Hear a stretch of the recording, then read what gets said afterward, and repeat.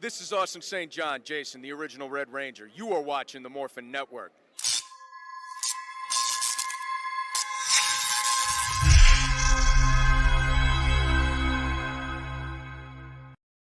This Morphin Network video is sponsored by Ranger Stop Convention and Ranger Stop and Pop. Have you ever wanted to see all your favorite Power Rangers together in one epic convention? Go to Ranger Stop!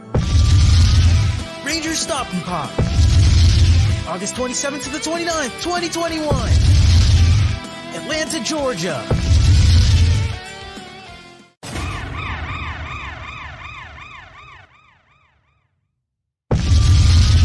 Ranger Stop 8! November 11th to the 14th! Orlando, Florida! Get your tickets now!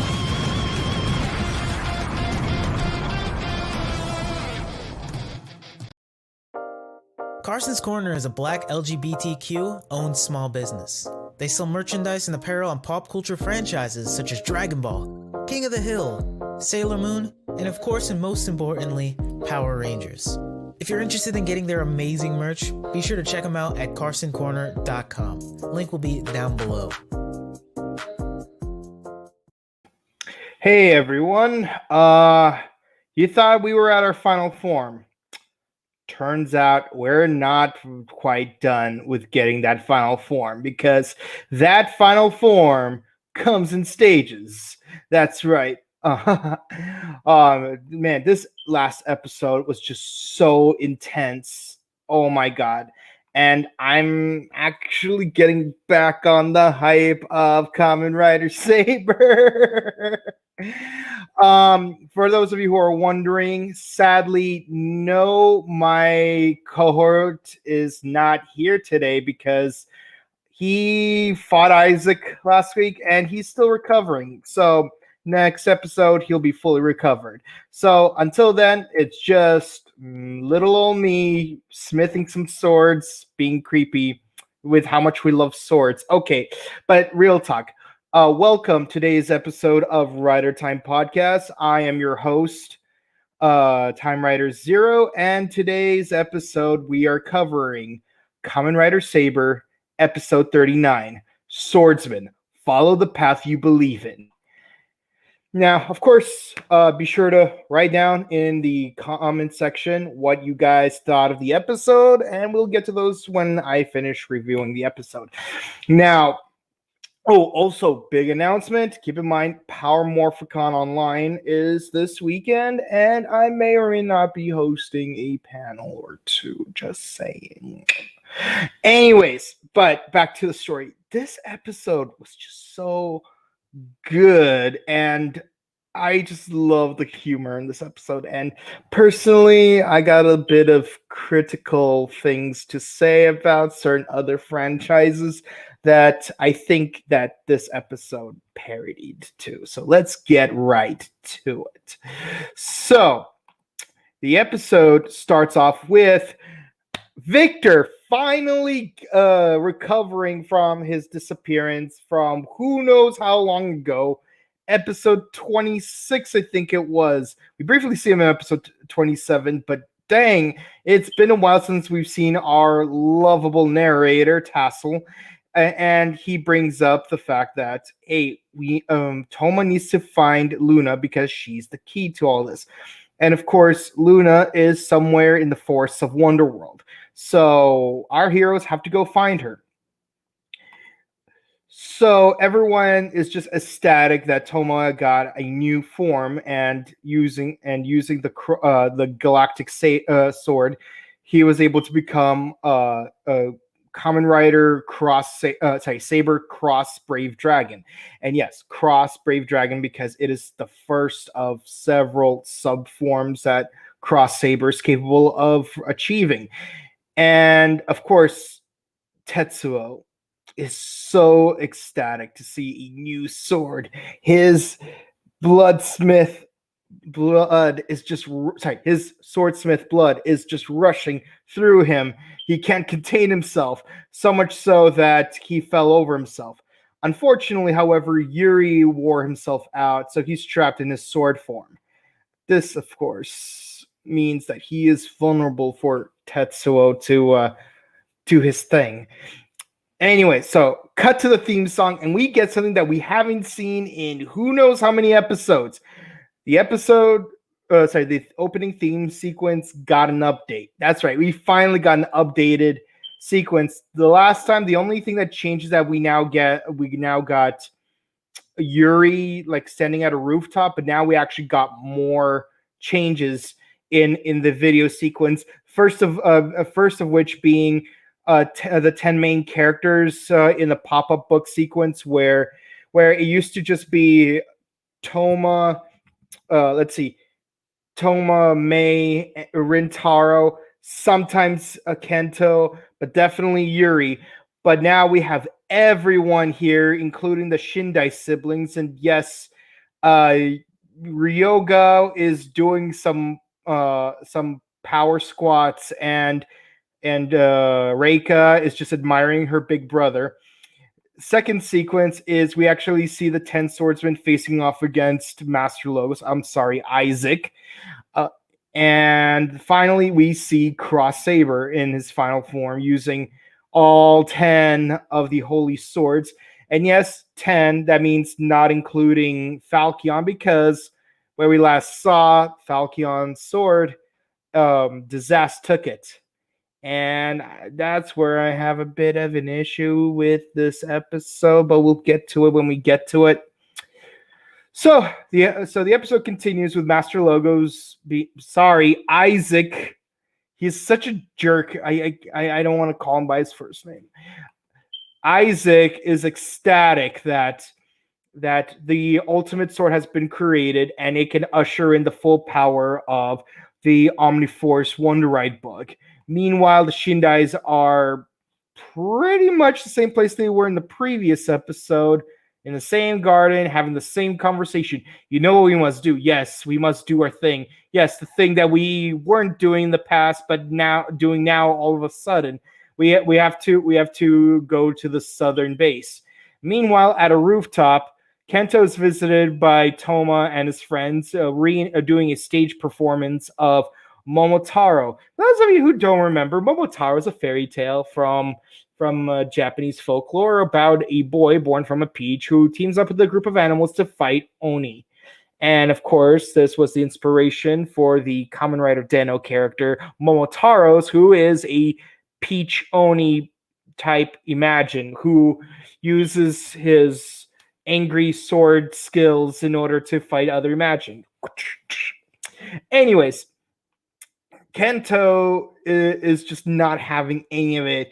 He's like, Toma, you always try to be everyone's friend. Well, I'm totally in. Yeah. This facial expression really freaked me the hell out. I will not lie to you. Like, I'm just so accustomed to Kento being such an edgelord that it's hard to imagine him smiling for a change. Even in those first 10 episodes where he first showed up, not even 10 episodes, it was even less because he first shows up at the end of episode 3, but no, episode 2. He was not smiling very much, mostly because he's trying to fight Caliber, whom he thought was his dad. But, your dad's dead, your dad's dead, your dad's dead. Okay, enough Dragon Ball references. But yeah, it's weird to see him smiling for a change. Anywho, meanwhile at the southern base, the Shindai show up and they engage in battle with Isaac in his Solomon form. And, they're not going to do very well, let's be honest, because as strong as they are, Solomon's even stronger. But we go back to the northern base where Kento is back to his full sort of Logos uniform, and he says, hey guys, I've decided to come back and team up with you guys and change the future as Espada. I have an issue with this because I know he became Espada in the previous episode, but I'm still a part of the team that says that he should just stay Caliber, but as a good guy, and May should become Espada because she's done so much for the team. She deserves the recognition. But of course, you can't have Kento joining the team without his Bandai premium trinkets like everyone else supposed to have. And this one's surprisingly accurate to his facial expression from 2 episodes ago. So, so kudos, May. You should be in a State Farm commercial. But of course, Kento says that he needs to go back to find Ren in order for everyone to be in the team together, because without Ren, we can't change the future, and also he's our friend for some reason.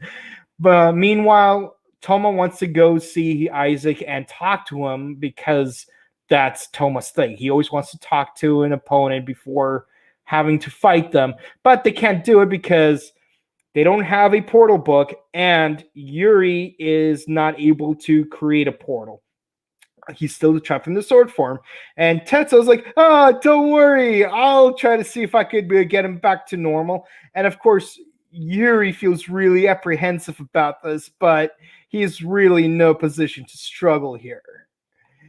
Meanwhile, as expected, the Shindai siblings get their butts handed to them by Master Logos. Sorry, Isaac. I really need to get used to this.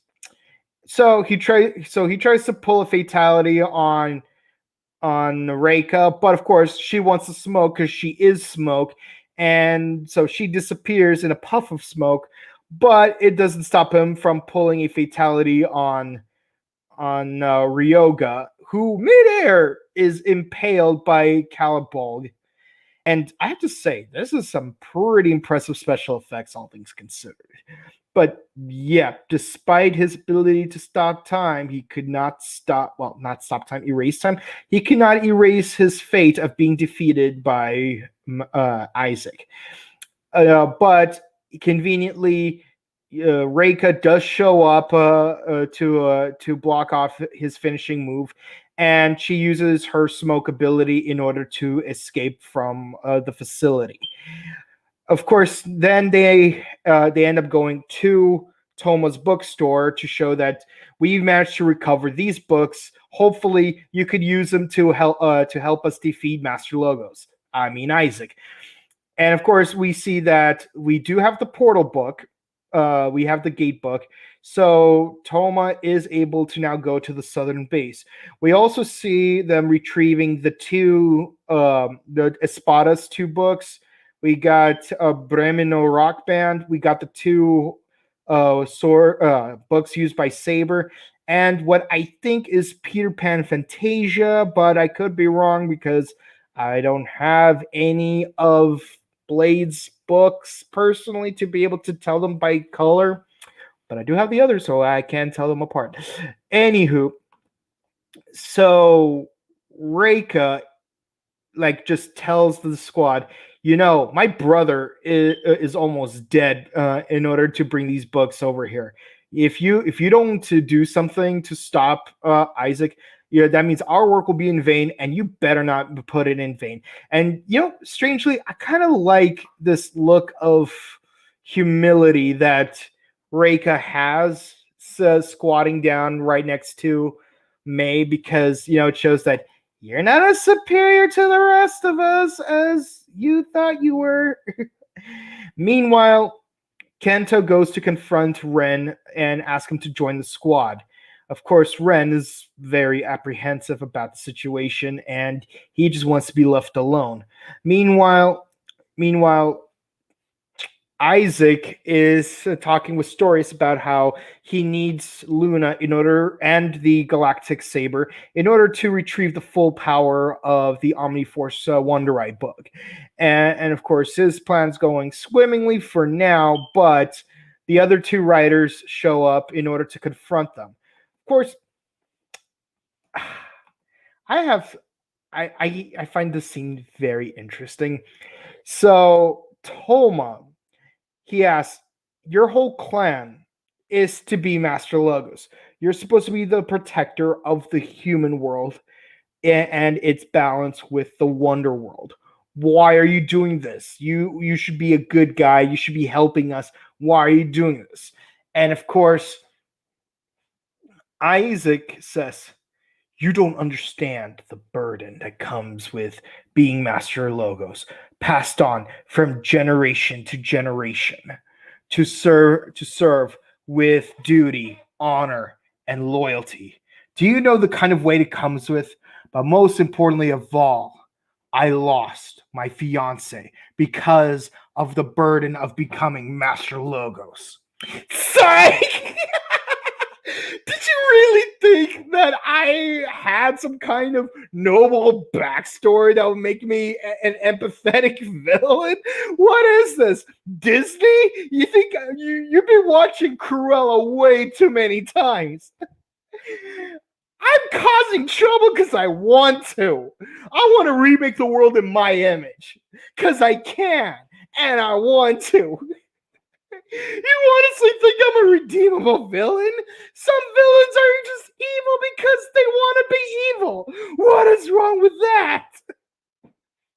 Toma, you've been reading way too many modern novels. Some people are evil just because they want to be evil, and I'm as evil as they get. Anywho, of course, this doesn't ride well with Toma. He's rightfully upset at this. But so Isaac uses the Omniforce sword in order to bring them to a wasteland type of environment, and naturally, Storius uses his ability to create magics in order to create the Chimera Magic. I know it has an actual name. I just prefer to call it the Chimera Magic because it has the abilities of all three types of magics. Yeah, I know it's called a Carbitis, but I prefer to call it a Chimera because it's basically a chimera. Anywho, so Toma and Rintaro, they suit up into their most powerful forms thus far in order to fight the Chimera Magid. Meanwhile, Kento's trying to convince Ren in order to come back to the squad, and of course, with that dead look in his eyes, he just says, "Listen, man, I just want to unlock my own strength, and I'll do whatever I have to find it. Only then would I be able to join back with you guys." Which, of course, to me translates as.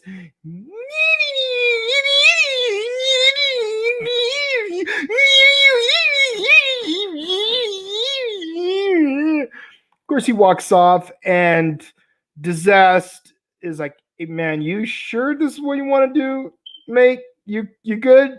This is what you want to do?" And of course, I personally can't help but wonder: don't you have Falcon's sword?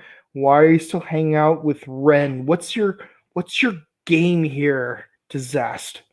What's your game? What are you playing at? You gonna use some parcel tongue to like petrify us with the basilisk? You're gonna use the crystal ball to determine that you're the chosen one and you need the 7 Horcruxes. What's your goal here? What are you up to, Disaster? What's your thing right now? I can't get over what his game plan is because you've been playing Venom to Ren's you've been playing Venom to Ren's Eddie for the last 10 episodes or so, and then out of nowhere you just take Falcon's sword and you're still playing kayfabe.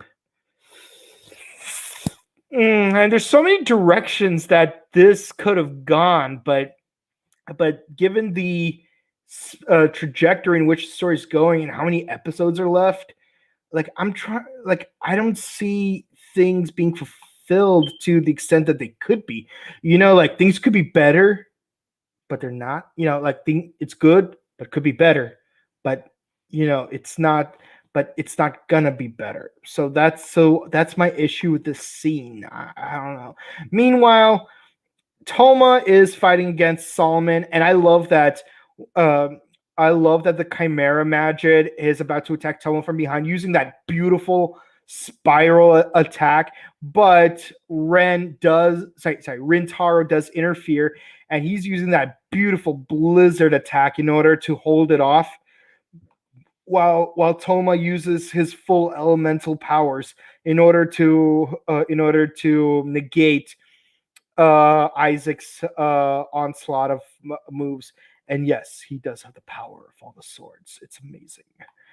And of course, now that he has the Storm Eagle and Sayo Journey Wonder books, he goes volume 3. Yes, Mega Digivolution Stage 2. And yes, Mega Digimon have 3 stages. Toma has 4. So, volume 3, Cross Saber, Crimson Knight mode, which is weird calling him Crimson Knight mode because I know Crimson Knight form is when he does have the 3 red Wonderite books in there, but it feels weird calling him Crimson form when his entire body is blue.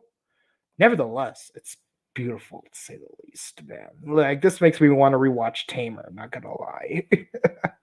and of course, being a huge fan of Charmed, he'll use the power of 3 to set us free, and he overcomes Isaac's Solomon's energy attack. Meanwhile, Rintaro uses a giant glacial kick in order to defeat the Magid.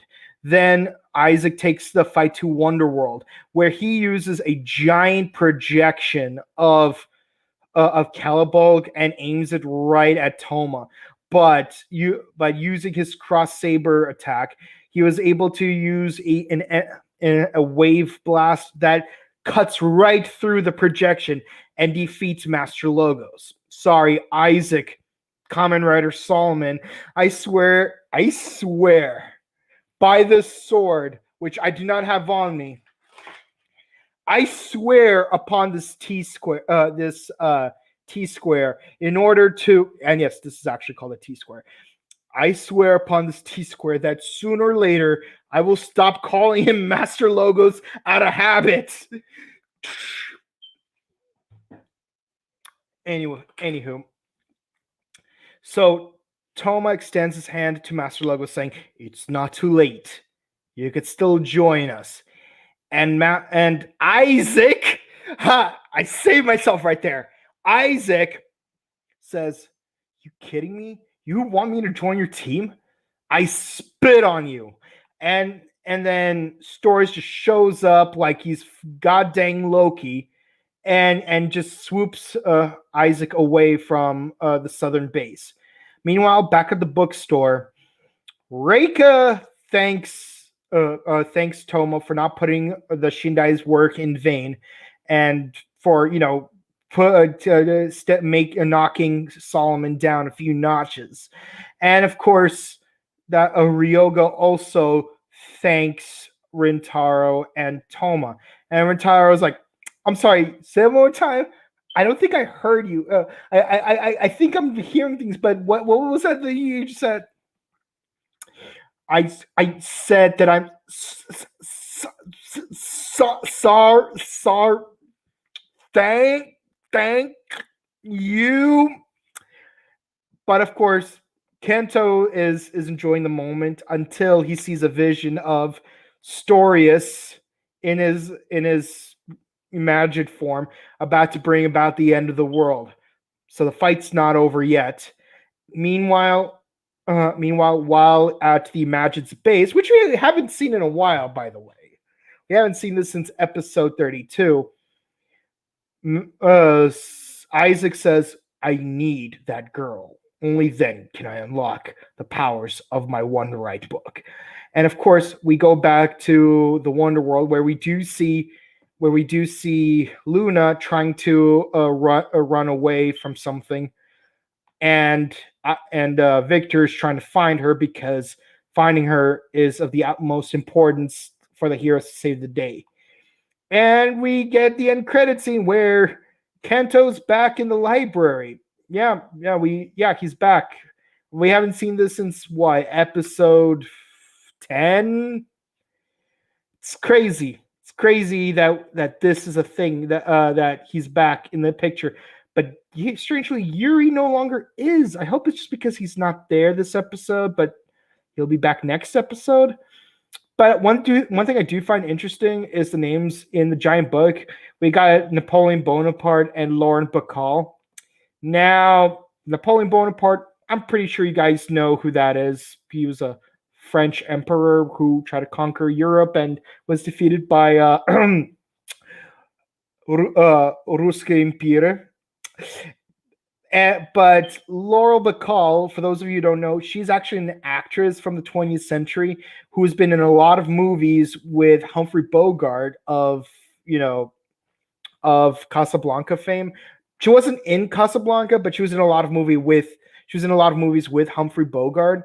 And one of my favorite movies that she was in happens to be the original 1974 A Murder on the Orient Express, which was one of the earliest Poirot movies I've ever seen, and it was the second book that I read. I'm a fan of Agatha Christie, so like the fact that they bring up Lauren Bacall, I felt like I had to bring up the fact that what she was in, because hey, it's an actress from a movie based on a book that I like. I'm curious I wonder why those two people are there in that book. I wonder what other names would be in that giant book. If that's a real library, if that's a real museum, I would love to visit it one day. Either way. Anywho, that brings us to the end of the summary portion of the review. This has been Kamen Rider Saber, episode 39. Swordsmen, follow the path you believe in. Thoughts? Okay, so what can I say about this episode? First of all, I find it weird seeing that that Isaac is still around. I feel like at this point they should defeat him like for good this time. But I at least appreciate that he is a full bona fide, irredeemable villain who's evil for the sake of being evil. Because as much as I love sympathetic villains, because let's be honest, first person I interviewed on the Morphin Network was Vernon Wells, who played Rancic, and it was a fun experience for me. I love Rancic. I love villains with tragic backstories, with who have empathetic backstories. But the thing is, I feel like in the media nowadays, there's just too oversaturation to that. It's like I prefer sympathetic villains, but you can't have every villain be sympathetic. Like it just kills the whole point of them being villains.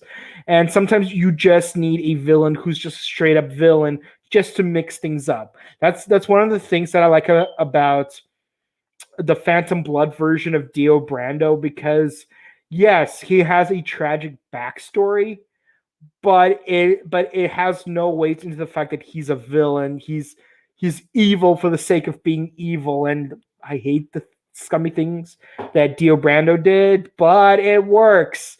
I like having you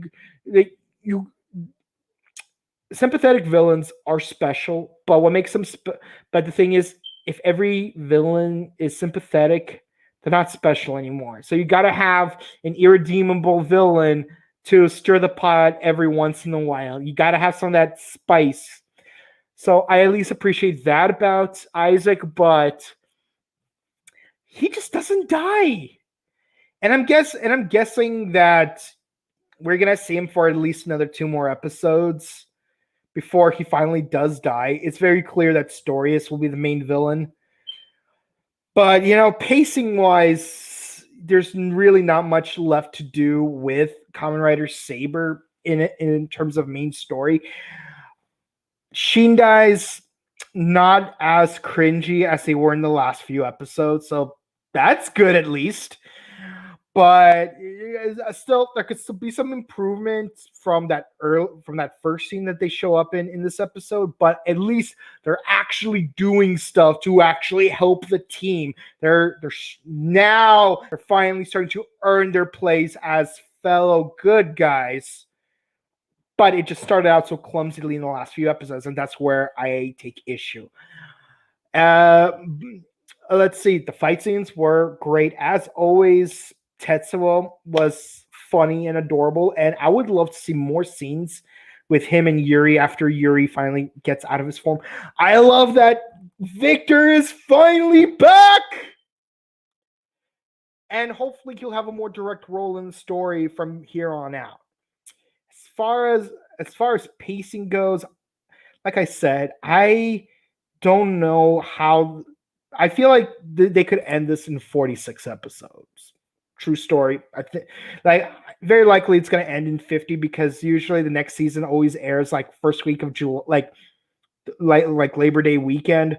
But I don't see them having enough material to do a 50 episode story. 46 episodes, I think they can do it because even if we got the like mix and match cross saber and then Arthur cross saber, that will kill off Master Logos at about episode 41, and we could do 2 more episodes for Disaster because at this point, like whatever his evil plan is, I don't see it lasting for anything more than 2 episodes. It's like basically a penultimate filler. Disaster would be like 2 episodes, and then episodes 44 through 46 would just straight up be fighting Storius in the end game. Like that's the only way I could see it happening. I mean, even if they switch it out between Storius and Disaster in terms of order of which villain we fight to the end, I don't see it going any further. Like I don't see combined the two of them will be anything more than 5 episodes, especially given what little we have with Disaster. I mean, I know that a certain Castlevania villain had a very similar pacing, but the thing is, there was some build up to it, like well-earned build up to why this is the main villain. But even then, this is Castlevania. It's only 1 episode, 2 episodes tops. But there was build-up at least. But here, Disaster has almost no build-up. And the thing is, like, we have this whole thing about him and Ren working together.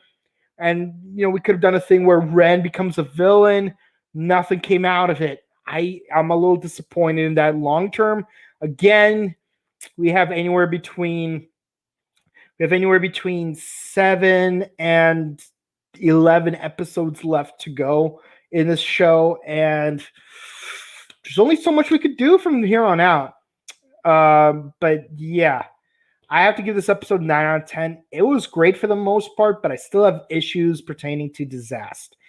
What do you guys think? Let's go to the comment section right now. So YouTube, Facebook, as you know, this is a live stream, so we will be reading your comments on both platforms as you write them. So let us know what you think about this episode, and let us know what you think about where the story might go from here on out. So first we got Kuma Ken.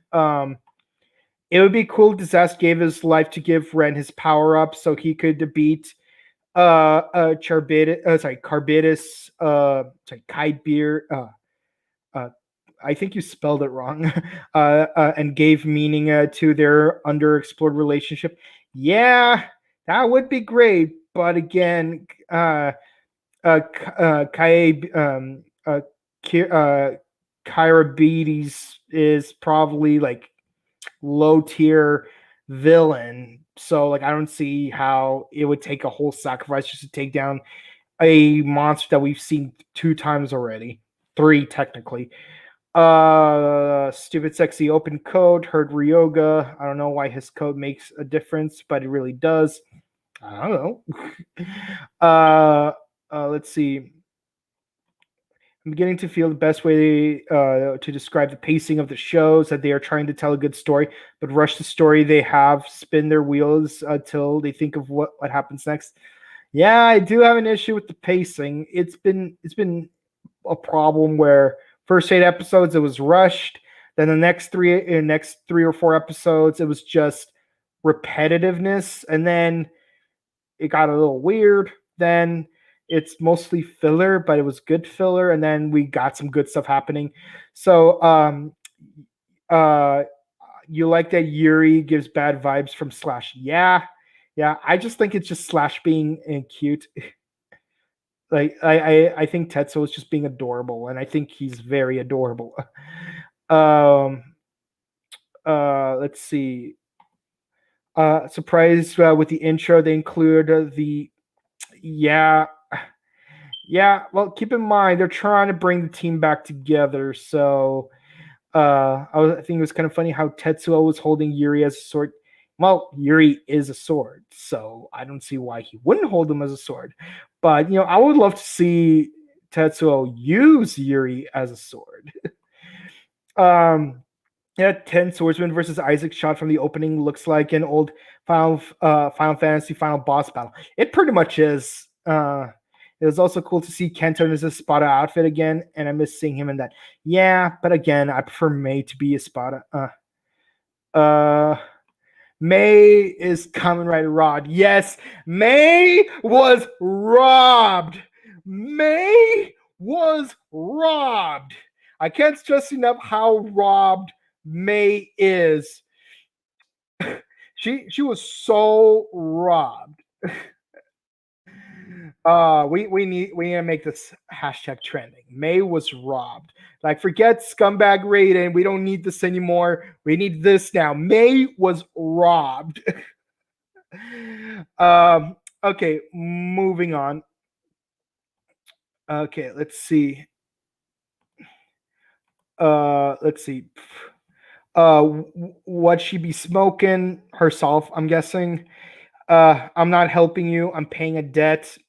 Yeah, yeah. That's as close to an apology as I would expect them to have. And we get an actual apology from Yoga. Yes, yes, yes. What was that, Ryoga? Exactly. It was kind of cool that the Shindai is to help them beat Solomon. Yes, yes, good stuff happening right here. Why you do this, Isaac? Gives Kamen Rider Phoenix's backstory. Nah, I'm just evil dog. Yeah. Like, honestly, like, I did not watch Cruella because they boycott. But from what I've heard from other people, no, no, no, no, no, no, no, no. Cruella doesn't need to be a sympathetic character. She is the devil. She's cruel, like there's no tomorrow, and her heart is full of ice, just like my skin. Anyways, I just hope Kento gets Ren's stubborn butt. Yep. Can we get Kamen Rider Disaster already? I want a Kamen Rider Victor, to be honest.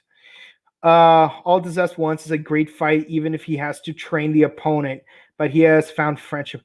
This is making me think I could be rewatching Yu Yu Hakusho for the 18th time right now, because I love how Ryzen was training Yusuke to kick his own ass. Weren't Tomo and Rintaro on their own game today, or what? Yeah, they were at their A game. Yep, it's a T square. Yeah, I was a civil engineer at one point. I am an engineer. Yes, I too was once an engineer. In fact, someone owes me some Magical World of Harry Potter tickets because I was involved. I was involved in the structural engineering process of the castle. I techled like there was no tomorrow when I was given that as my project. Like, like, man, I hate the fact that Tekla is too damn expensive, because I would love to just have a personal license to Tekla, just so I could just build things on my own without having to deal with, it needs to use this amount of HSS steel and not this amount of HSS steel. Maybe we should have a T flange instead of an H flange. Maybe we should use we should use 1/4-inch welding instead of 1/8-inch welding. Maybe we should use the rods at a connector rods at a 30-degree angle instead of a 45-degree angle. Just some stuff I used to complain about in my old job. At the end, when Ryoga said thank you, he acted like a total tsundere. Well, he pretty much is a tsundere. I mean, have you seen his relationship with Reika? It was kind of sweet how Reika admired how bashful her brother was. Yeah, she admires everything about her brother. Like, I swear to God, if he falls on a banana peel, she will still admire the way he fell on that banana peel. Let's be honest. I hope that Tassel gets Luna before Isaac does. Yeah, I hope so too. Yep.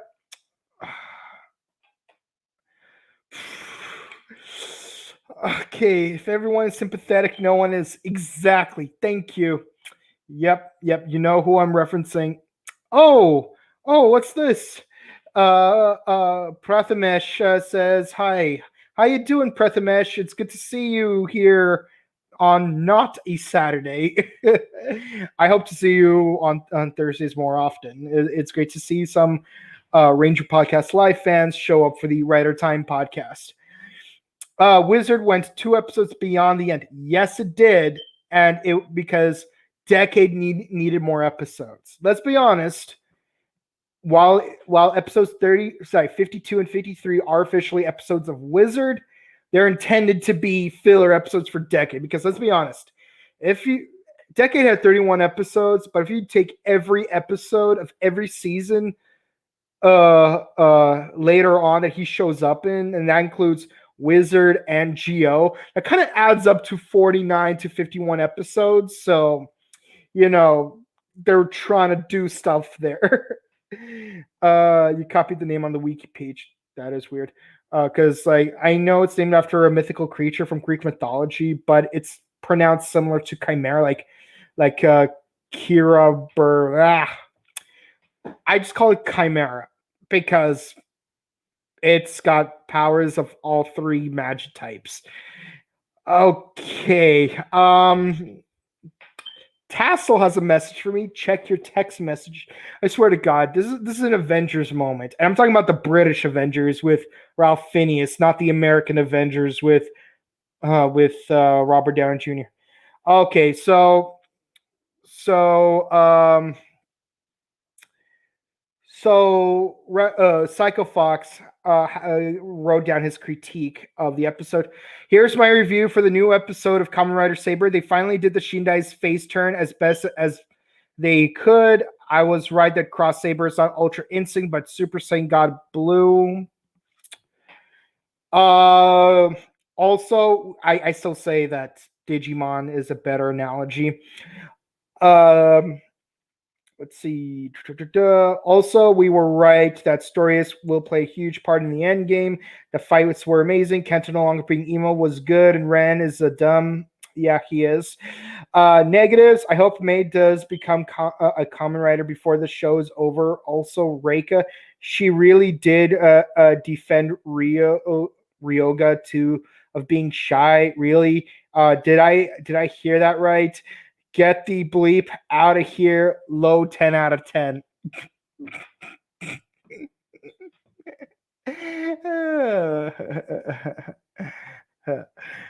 Cruella's a wannabe Devil Wears Prada. It is. I mean, that's my impression of what I've seen of it.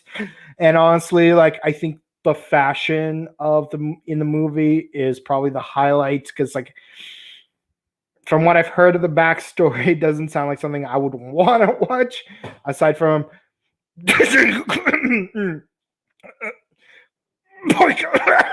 sorry, something in my throat. But yeah, even if I watch it for free on Freeform, I don't think I would probably like the movie. I mean, I'm not gonna say the movie's good or bad, but because I haven't actually watched it, but from what I've seen and heard, my motivation for watching it is very low. Her name is Cruel Devil. Yes, that's the joke. That's the joke. Hi, Aruto Janaito. Maybe May could possibly become Kamen Rider Bayonet and have 3 weapons, cue drums. Yeah. See, I still wish it was a Kamen Rider guitar because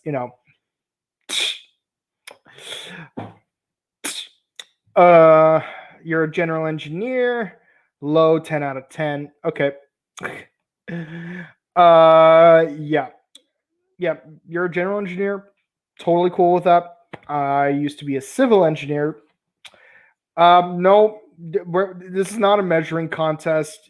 All engineers are important in one way or another, so but you just, as long as you do the right thing, you should be all right. But then again, I do have an acute sense of what kind of characters people are. So, be good to others. But May and Ned, wow, really? Okay. We're done.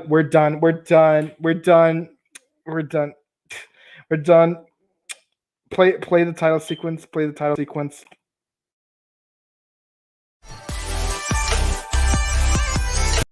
I'm just kidding. Okay, it was my turn to do that. But yeah, that's it for that is comment section. Thank you everyone for participating. Hope to see you all next week.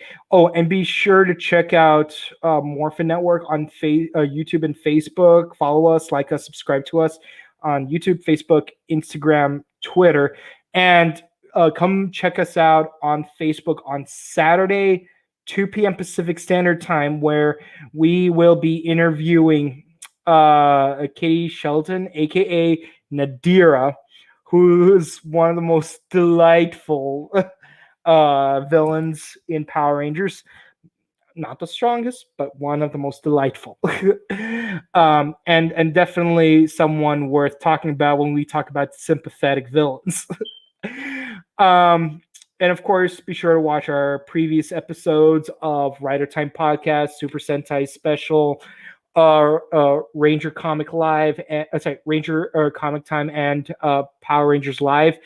And also later on Saturday as well, we're also going to be reviewing episode 9 of Power Rangers Dino Fury, because 9 through 11 are on Facebook. They're on Netflix. And of course, with Netflix, you got 3 new episodes. We're going to review them 1 episode a week, like we always do. So there's that. So if you want to watch our review, be sure to check us out on YouTube and Facebook. But for that Nadira interview, it's Facebook exclusive to watch it live. So be sure to follow all of our socials. And with that said, guys, this is Time Rider Zero. Thank you for watching our review of Kamen Rider Saber episode 39, Swordsmen, Follow Your Own Path. With that said, guys, let's mix things up. Let's have some girl power. 今回は Female Riders 変身 Kamen Rider Stronger was allied with Electro Wave Human Tackle in his battle against Black Satan. However, the first female rider was Kamen Rider Femme in the film Kamen Rider Ryuki Episode Final. Kamen Rider Shuki was the first female rider to appear on television in Kamen Rider Hibiki.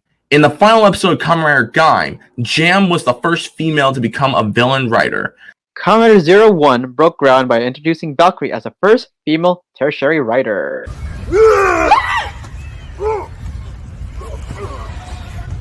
See you next time. Bye. Carson's Corner is a black LGBTQ owned small business. They sell merchandise and apparel on pop culture franchises such as Dragon Ball, King of the Hill, Sailor Moon, and of course and most importantly, Power Rangers. If you're interested in getting their amazing merch, be sure to check them out at carsoncorner.com. Link will be down below. Today's Morphin Network video is sponsored by Ranger Stop and Pop, which is now August the 27th to the 29th, 2021 in Atlanta, Georgia. And Ranger Stop Convention, which is now November 11th to the 14th, 2021 in Orlando, Florida. Go to rangerstop.com for more info.